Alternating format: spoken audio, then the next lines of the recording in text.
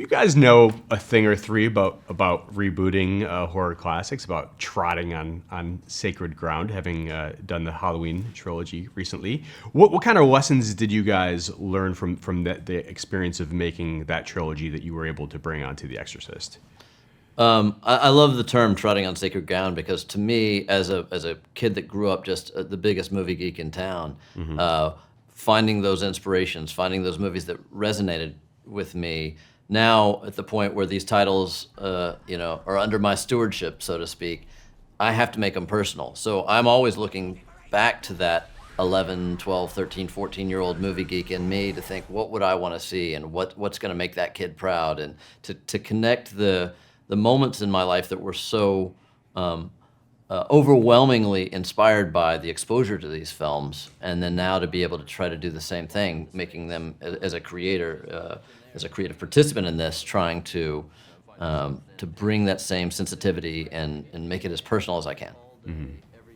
How did you guys want this one to channel the 1973, to feel the most like the 1973 original? Is that even possible? Is that even an ambition that you guys discuss?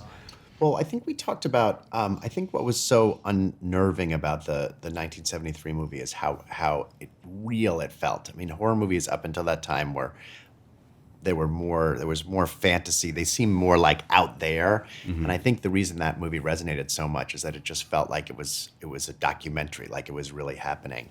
And I think if there was one thing that we spoke about, and that David and Leslie Odom Jr. and Ellen Burstyn and Dad, one thing that they did terrifically well is they created this sense that it was real, that this was a real dad, real parents, real children, and this was a real event. It's definitely, especially the first half of the movie, you feel like you're watching like a documentary, and I would say that's the DNA that the two movies share.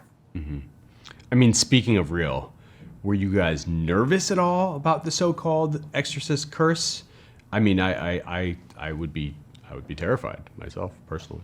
For us, we surrounded ourselves with spiritual consultants for every religion that we were representing in the movie, and then had others there just to kind of As insurance. As insurance, yeah, burning the sage, and so we knew what we were getting into in terms of some of the spiritual trigger points and subject matter of the movie, and tried to protect ourselves as best we could, and that's by just bringing in honesty of communication, asking questions, and making sure that this environment isn't overwhelmed with that sense of negativity, where the movie can go to very dark places. We want to make sure that there's a trust and a community within the collaborators.